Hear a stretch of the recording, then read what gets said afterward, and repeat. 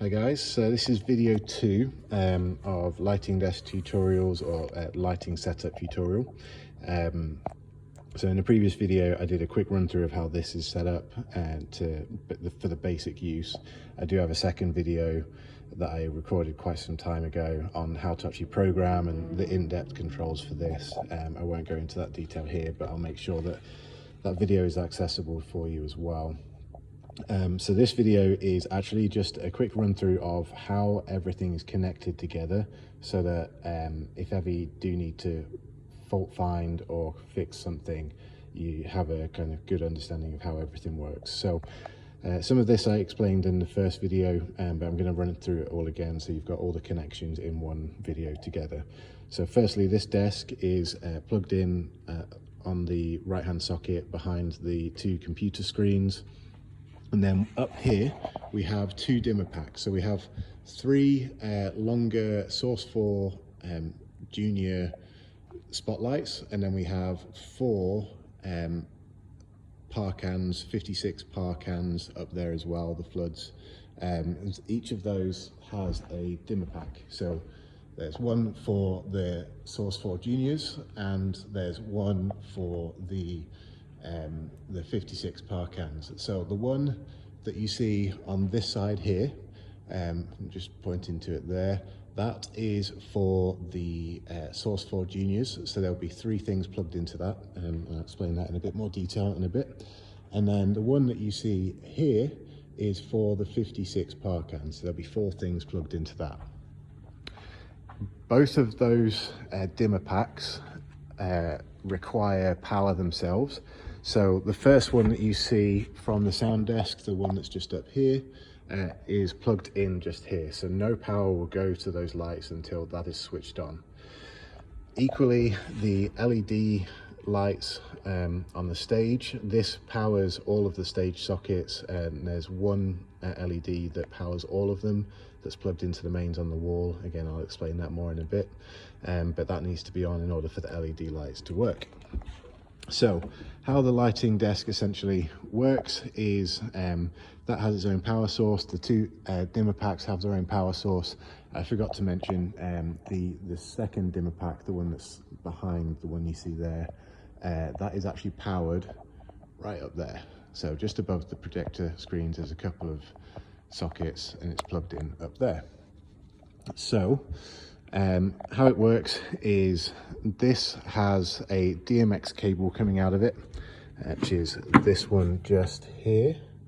This is just a converter, because I think it's 5-pin converting to 3-pin. That will then run along with the power source all the way up to this dimmer pack here. There'll be a DMX in, and then each of the lights, I can't show you very well, but this will be on a different video after this one. There's a channel 1, 2, 3, 4, and then each of the lights is just plugged into a different channel up there.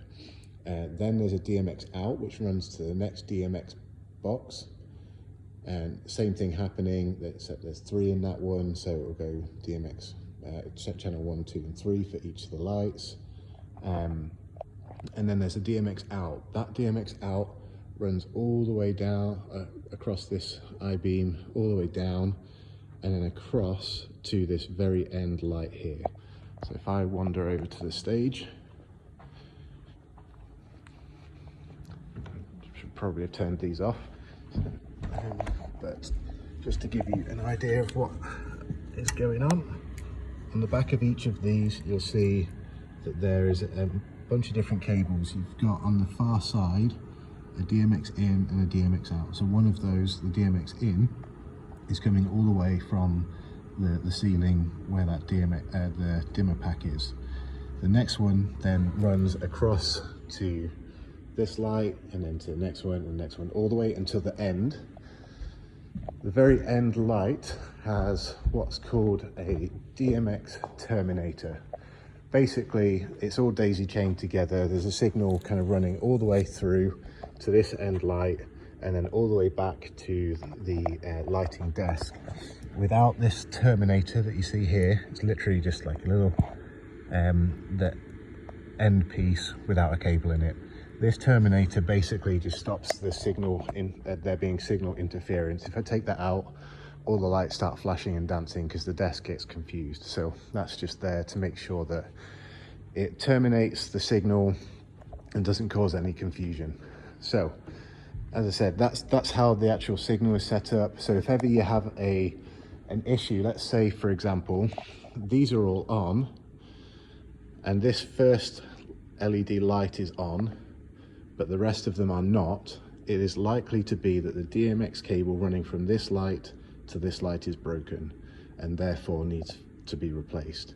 Replacing that would then potentially mean all the others would come on. So you can kind of work out, let's say they're all working up until this one, then it's likely that the cable between that one is broken, so you replace that one.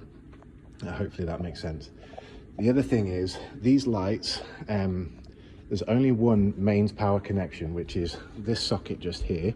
This is powering this light, and then you'll see that there are, if I show you under here again, there are these power male and female cables, and these again are just daisy chained together. So all of these daisy chained together.